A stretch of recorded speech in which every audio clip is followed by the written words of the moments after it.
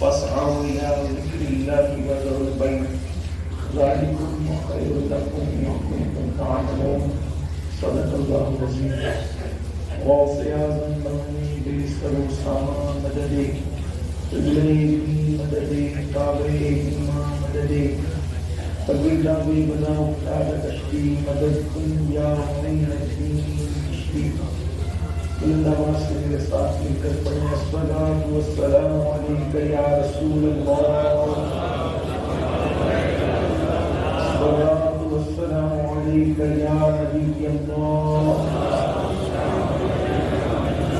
الصلاة والسلام عليك يا حبيب الله وعلى آلك وأصحابك يا نور الله صلی اللہ تعالی علیہ وسلم. محترم گرامی قدر حضور سیدی سرکار حفیظ ملت سیدی مجید صاحب اللہ کا حکم میں نے نسائی کریمہ کی تلاوت کی. اللہ پاک اس کے متعلق مجھے حق کہنے اور آپ سب کو مقصود پر اس پر عمل کرنے اور سیاح کرنے کی توفیق عطا فرمائے. یہ ہم سب کا مقدر ہے کہ آج ہم اس مبارک مسجد میں نماز جمعہ ادا کرنے کا شرف حاصل کر رہے ہیں جس میں اپنے وقت کے بڑے بڑے روحانیت اور علم و دانش کے آفتاب و مہتاب عظیم الشان شخصیتوں میں سجود نیاز لگائے ہیں. اللہ تبارک و تعالیٰ ان کے مقبول سجدوں کی خیرات ہم سب کے سجدوں کو شرف قبولیت عطا فرمائے. جمعہ کا یہ مبارک موقع ہے اور اللہ کے رسول صلی اللہ علیہ وسلم نے فرمایا جمعہ سید الایام ہے، یعنی یہ جمعہ تمام دنوں کا سردار ہے. جمعہ کو جمعہ کہنے کی بہت ساری وجوہات میں سے ایک وجہ یہ بھی ہے کہ اللہ کے رسول علیہ الصلوۃ والتسلیم کے آباء و اجداد میں ایک بزرگ تھے جن کا نام حضرت کعب بتایا جاتا ہے. تو حضور علیہ السلام کی آمد سے پہلے وہ خاندان کے لوگوں کو جمع کر کے آنے والے آخری نبی کی شان بیان کرتے تھے. تو اس جمع سے یہ جمعہ ہے. ایک اس کی وجہ یہ بھی کئی وجوہات میں سے ایک وجہ یہ بھی بیان کی جاتی ہے. اللہ کے رسول علیہ السلام سے پوچھا گیا یا رسول اللہ صلی اللہ علیہ وسلم یہ جمعہ عید المومنین کیوں ہے اور یہ سید الایام کیوں ہے؟ تو اللہ کے حبیب علیہ الصلوۃ والتسلیم فرماتے ہیں اس لیے کہ اسی دن اللہ تبارک و تعالیٰ نے حضرت آدم علیہ السلام کو پیدا فرمایا اور اسی دن حضرت آدم علیہ السلام کو دنیا سے اٹھایا. اور پھر اللہ کے حبیب علیہ الصلوۃ والتسلیم نے ارشاد فرمایا اس لیے تم لوگ بھی کثرت کے ساتھ جمعہ کے دن مجھ پر درود پڑھا کرو. جو جمعہ کے دن 80 مرتبہ درود شریف پڑھ لے اللہ رب العزت اس کی مغفرت فرما دیتا ہے. آقا کریم صلی اللہ علیہ وسلم کی مزید احادیث میں حدیث یہ بھی ہے کہ اللہ رب العزت نے اس کائنات کو جو وجود عطا فرمایا وہ بھی جمعہ کا دن تھا. پھر اس کے بعد جمعہ کے متعلق ایک کثیر حدیثوں کا سلسلہ ہے. حضرت آدم علیہ السلام کی توبہ کی قبولیت کا دن جمعہ کا دن ہے. نوح علیہ السلام کی کشتی کو نجات کا دن جمعہ کا دن ہے. یونس علیہ السلام کو مچھلی کے پیٹ سے جو نجات ملی وہ دن بھی جمعہ کا دن ہے. حضرت موسیٰ علیہ السلام کو فرعونیوں سے جو نجات ملی وہ دن بھی جمعہ کا دن ہے. اور پھر میرے آقا صلی اللہ علیہ وسلم فرماتے ہیں اللہ پاک جس دن کائنات کو ختم فرما دے گا، جو کائنات کا آخری دن ہوگا، کائنات کا اینڈ ہوگا، یعنی جسے ہم یوم قیامت کہتے ہیں، وہ قیامت کا دن بھی جمعہ کے دن ہوگا. اسی لیے اللہ کے حبیب علیہ السلام فرماتے ہیں جب جمعہ کی صبح آتی ہے تو جمعہ کی صبح کو سارے چرند پرند انسان اور جنات کے علاوہ جتنی مخلوق ہے وہ سب سجدے میں چلی جاتی ہے اس خوف سے. جمعہ کے دن ساری مخلوق انس اور جن کے علاوہ سب سجدے میں چلی جاتی ہے، ساری مخلوق اس خوف سے کہ جمعہ کے دن قیامت آنے والی ہے. ہو سکتا ہے کہ یہی جمعہ قیامت کا جمعہ ہو. اس خوف سے ساری مخلوق سجدے میں چلی جاتی ہے. لیکن افسوس، جس جمعہ کی صبح کو ساری مخلوق اللہ کے خوف سے سجدہ کر لیتی ہے کہ ہو سکتا ہے شاید یہی قیامت کا دن ہو، اس دن بھی مسلمان فجر کی نماز میں سویا ہوا ہوتا ہے. وہ دن بھی مسلمان کی صبح بستر میں ہو رہی ہوتی ہے. جو مکلف مخلوق نہیں ہے وہ سجدے میں ہے کہ یہ دن ہو سکتا ہے قیامت کا دن ہے. اور جن پر نماز فرض کی گئی، کم و بیش پورے قرآن میں 700 مرتبہ جس نماز کے پڑھنے کا اللہ نے الگ الگ انداز سے حکم عطا فرمایا ہے، ہماری جمعہ کی صبح اس حالت میں ہوتی ہے کہ ہم بستر میں سو رہے ہوتے ہیں. بہرحال پھر اللہ کے رسول علیہ الصلوۃ والتسلیم فرماتے ہیں کہ جس نے جمعہ کا غسل کیا، اللہ پاک ہر قطرے کے بدلے میں اسے ثواب عطا فرماتا ہے.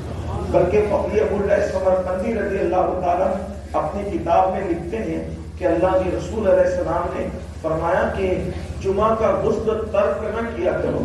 لقمان حکیم نے اپنے بیٹے کو وصیت کی کہ اے میرے بیٹے، اگر جمعرات کی رات کا کھانا تجھے نہ کھانا پڑے، مثال کے طور پر یا کل صبح جمعہ کا غسل کرنا ہے یا جمعرات کی رات میں شب جمعہ میں کھانا کھانا ہے، تو فرماتے ہیں اگر تیرے پاس پانی نہ ہو تو رات کا کھانا بیچ دے.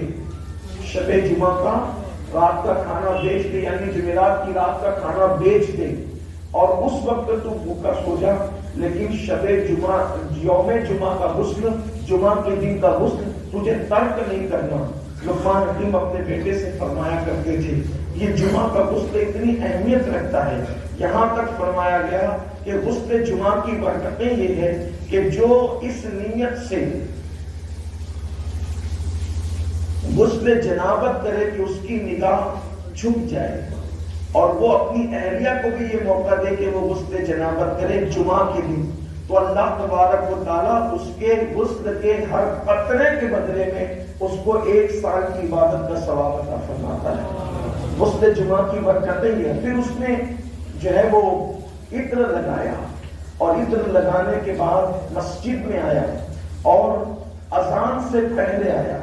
ہمارے بزرگوں نے فرمایا، حدیث پاک میں آتا ہے کہ جو شخص جمعۃ المبارکہ کا غسل کرے اور عطر لگائے اور مسجد میں پہلے آئے، اللہ تبارک و تعالیٰ اس کو اونٹ صدقہ کرنے کا ثواب عطا فرماتا ہے. اونٹ کی قیمت اللہ رب العزت اسے صدقہ کرنے کا ثواب عطا فرماتا ہے. پھر اس کے بعد جو ہے الگ ترتیب بتایا گیا کہ جو اس کے بعد آئے، پھر اس کے بعد کا جانور، پھر جو اس کے بعد آئے، پھر اس کے بعد کا جانور، اختتام پر یہاں تک فرمایا جو اخیر میں آئے اللہ رب العزت اس کو اللہ کی راہ میں انڈے کی قیمت صدقہ کرنے کا ثواب عطا فرماتا ہے. اور بندہ آئے اور صفوں کو نہ پھیلائیں. بہت سارے لوگ بعد میں آتے ہیں، پیچھے آتے ہیں، نہ وہ امام مسجد ہوتے ہیں اور وہ آ کر کے دیکھتے ہیں اور پھر وہ کوشش کرتے ہیں گھسنے کی. خاص طور پر محلے کے مالدار لوگ، محلے کے سیاسی لوگ، ایسے لوگ جو لوگوں کے درمیان اپنے چہرے کی تشہیر چاہتے ہیں، اللہ ماشاءاللہ سب کی بات نہیں، تو وہ چاہتے ہیں کہ وہ جمعہ کے دن آئے. بہت سے لوگ یا تو پنکھے کے نیچے گھس کے بیٹھے یا کوئی خاص جگہ تو لوگوں کو کھلائیں گے. حدیث پاک کا مفہوم ہے. ایک مرتبہ اللہ کے رسول صلی اللہ علیہ وسلم نے حضرت سیدنا ابو ہریرہ سے پوچھا، ابو ہریرہ کیا تم نے جمعہ کی نماز نہیں پڑھی؟ عرض کی یا رسول اللہ صلی اللہ علیہ وسلم، میرے ماں باپ آپ پہ قربان ہیں، میں نے تو آپ کی ابتدا میں جمعہ پڑھی ہے. پھر اللہ کے رسول علیہ السلام نے فرمایا ابو ہریرہ کیا تم نے جمعہ کی نماز نہیں پڑھی؟ پھر عرض کی یا رسول اللہ صلی اللہ علیہ وسلم، میرے ماں باپ آپ پہ قربان، میں نے تو آپ کی ابتدا میں جمعہ پڑھی. پھر اللہ کے حبیب علیہ السلام نے یہ پوچھا تو انہوں نے عرض کی آقا کوئی غلطی ہو تو آپ ارشاد فرمائیں. فرمایا ابو ہریرہ جو شخص صفوں کو پھلان کر کے آتا ہے گویا کہ وہ جہنم کی آگ کو پھیلا سکتا ہوتا ہے.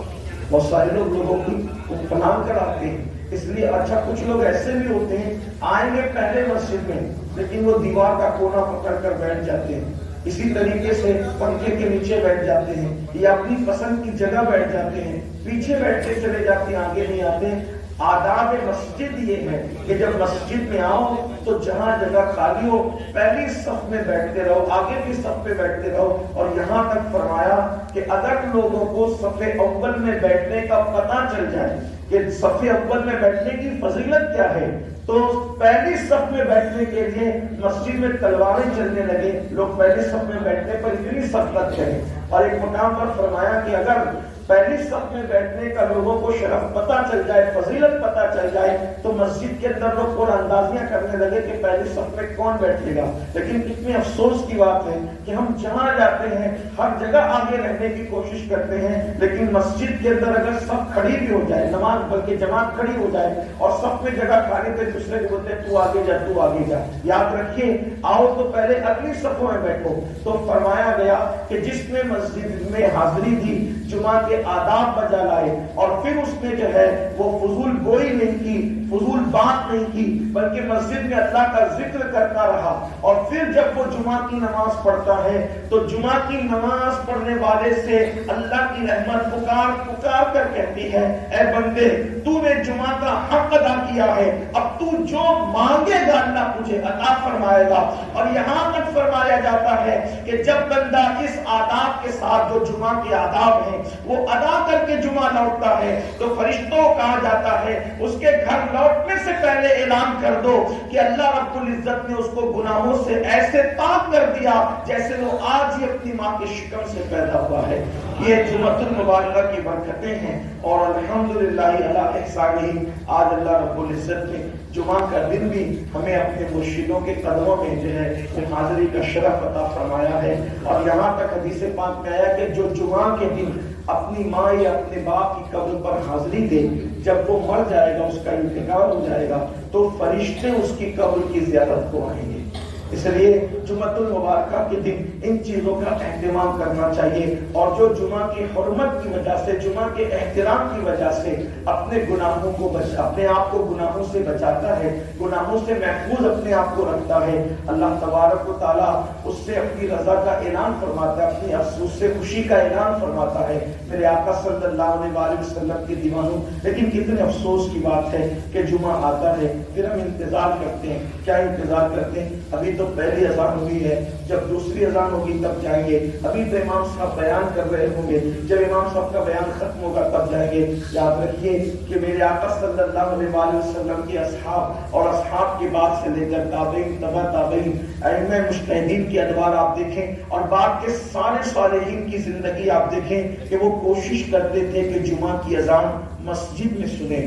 اور دنوں میں جو ہے وہ جو اذان جمعہ، ہر اور دنوں کے اندر جماعت اور اذان کا معاملہ دوسرا ہے، اور دنوں میں اذان سن کر کے ہم مسجد میں جماعت سے پہلے کبھی بھی آ سکتے ہیں، لیکن جمعہ کے لیے اللہ پاک کا ارشاد ہے اذا نودی للصلاۃ من یوم الجمعہ فاسعوا الی ذکر اللہ وذروا البیع ذالکم خیر لکم ان کنتم تعلمون۔ اے ایمان والو، جب جمعہ کی اذان سنو تو خرید و فروخت کو بند کر دو، کاروبار بند کر دو۔ جب اذان جمعہ ہمارے کانوں سے ٹکرا جائے اور اذان جمعہ کی آواز ہمارے کانوں میں آ جائے تو اس وقت اللہ فرماتا ہے کہ تم لوگ خرید و فروخت کو بند کر دو اور کیا کرو؟ فاسعوا الی ذکر اللہ، اللہ کے ذکر کے لیے دوڑ پڑو۔ یہاں دوڑنے سے مراد بھاگنا نہیں، بلکہ دوڑنے سے مراد جو ہے یعنی اجلت کرو، جلدی کرو، وہاں سے مسجد کے لیے روانہ ہو جاؤ۔ کھانے پینے کی بھی کوشش نہ کرو، ہو سکے تو اگر بھوک کا غلبہ نہیں ہے اور بغیر کھائے چل سکتا ہے، یعنی بھوک کی شدت نہیں ہے کہ توجہ بانٹنے والی بھوک نہیں ہے، کوئی ایسی حاجت نہیں ہے، حاجت سے فارغ ہو تو جلدی سے مسجد کی طرف چل پڑو۔ کیا ہوگا؟ اللہ کے ذکر کے لیے چل پڑو، اور اللہ رب العزت فرماتا ہے یہ تمہارے لیے بہتر ہے اگر تم جانو۔ دوسری اذان کے انتظار نہ کرو۔ اللہ کے رسول علیہ السلام کے ظاہری دور میں پہلی ایک ہی اذان ہوا کرتی تھی، لیکن جب حضرت سیدنا عثمان غنی کے دور سے جب دوسری اذان جو ہے وہ شروع ہوئی تو یعنی کہ یہ جو ہماری اذان ہے، پہلے ایک ہی اذان ہوتی تھی، اس کے بعد خطبہ ہوتا تھا، لیکن جب سے یہ اذان شروع ہوئی تو ہمارے فقہائے اعناف فرماتے ہیں پھر سارے جمعہ کی اذان کے احکامات اسی پہلی اذان سے متعلق ہو گئے جو ہمارے کاموں میں پڑتی ہے۔ تو اس لیے جب اذان سنا کرو تو اذان سن کر مسجد کی طرف آیا کرو۔ دیکھو ہفتے بھر تو ہم اپنی طبیعت کے مطابق مسجد میں جاتے ہیں، بلکہ معاذ اللہ صفا معاذ اللہ حالات تو یہ ہیں کہ بلکہ اکثر مسلمان تو اب مسجد میں جاتے ہی نہیں، مسجد میں جاتے ہی نہیں۔ مسجد سے ہمارا رشتہ ٹوٹ چکا ہے، یا کمزور ہو گیا یا ٹوٹ گیا۔ جب تک مسلم امہ مسجد سے اپنا رشتہ واپس سے مضبوط نہ کرے اس وقت تک یہ قوم کی ترقی کا خواب دیکھنا بالکل فضول ہے۔ ہم بڑی بڑی عمارتیں تعمیر کر لیں، بڑی بڑی یونیورسٹیاں تعمیر کر لیں، بڑے بڑے مدارس تعمیر کر لیں، بڑے بڑے اسکول تعمیر کر لیں، ہم تاجر بن جائیں، ہم ادیب بن جائیں، ہم نقیب بن جائیں، مفکر بن جائیں، مدبر بن جائیں، لیکن جب تک مسجد سے وہ رشتہ جو اصحاب مصطفیٰ کا رشتہ تھا، جب تک مسجد سے وہ رشتہ جو اولیاء اللہ کا رشتہ تھا وہ رشتہ ہمارا قائم نہیں ہوتا، اس وقت تک کہ مسلم امت کامیاب ہو نہیں سکتی۔ میں یہ نہیں کہتا کہ مال کی اہمیت نہیں، میں یہ نہیں کہتا ایجوکیشن کی اہمیت نہیں، اہمیت سب کی ہے، لیکن نماز کی بات۔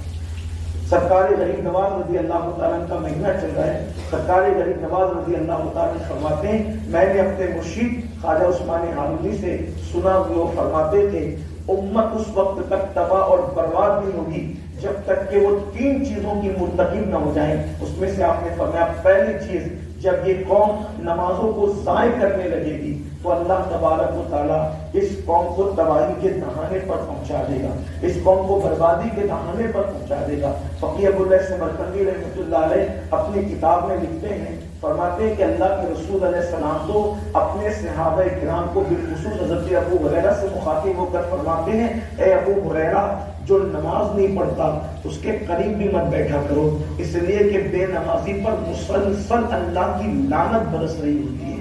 اب آپ اندازہ فرمائیں کہ جس انسان پہ اللہ کی لعنت برسے اس کے گھر میں برکت کا تصور کیسا، جس کے گھر میں جس پر اللہ کی لعنت برسے اس کے دل میں سکون کیسا، جس پر لعنت برسے اس کے دل میں قرار کیسا، جس پر لعنت برسے وہ چین کی نیند کیسے سو سکتا ہے، جس پر لعنت برسے وہ بیماریوں سے محفوظ کیسے ہو سکتا ہے۔ اور یہ بات کون کہہ رہا ہے؟ اس رسول کا فرمان ہے جس نے اپنی طبیعت سے کبھی بات ہی نہیں کی، اس رسول کا فرمان ہے۔ یہ تو وہی کہتے ہیں جو ان پر وحی کی جاتی ہے، زبان ان کی ہے، کلام خداوند قدوس کا ہے، بلکہ اللہ کے رسول علیہ السلام فرماتے ہیں کہ جو نماز کو ترک کر دے اس کو زکات بھی مت دیا کرو۔ اقال اسلام فرماتے ہیں اس کو زکات بھی نہ دو جو نماز ترک کر دے۔ میرے بھائیوں ہم اپنے بزرگوں کے یہاں آئے ہیں، بزرگوں کا اور ہمارا رشتہ صرف یہ نہیں کہ ہم عرس میں آ کر کے فاتحہ دیں، عرس میں آ کر صرف پھول چڑھا کر چلے جائیں، عرس میں آ کر اپنے مشائخ کی دستگوئی کر کے چلے جائیں، بلکہ ان آراز کا مقصد یہ ہے کہ ہمارے اسلاف نے بزرگوں نے جس شان کے ساتھ زندگی گزاری ہے شریعت مطالعہ پر عمل کر کے ہمیں شریعت مطالعہ پر عمل کرنا ہوگا۔ اپنی گفتگو کو سمیٹتے ہوئے آخری بات عرض کرتا ہوں، آج عرس ہے سرکار نور کا، نور العارفین سیدی ابو الحسین احمد نوری رحمۃ اللہ علیہ۔ آپ اکثر ارشاد فرمایا کرتے تھے، سیدی سرکار بابا فرید الدین گنج شکر رحمۃ اللہ تعالی علیہ کا قول نقل فرماتے تھے کہ انسان کا حال یہ ہے کہ انسان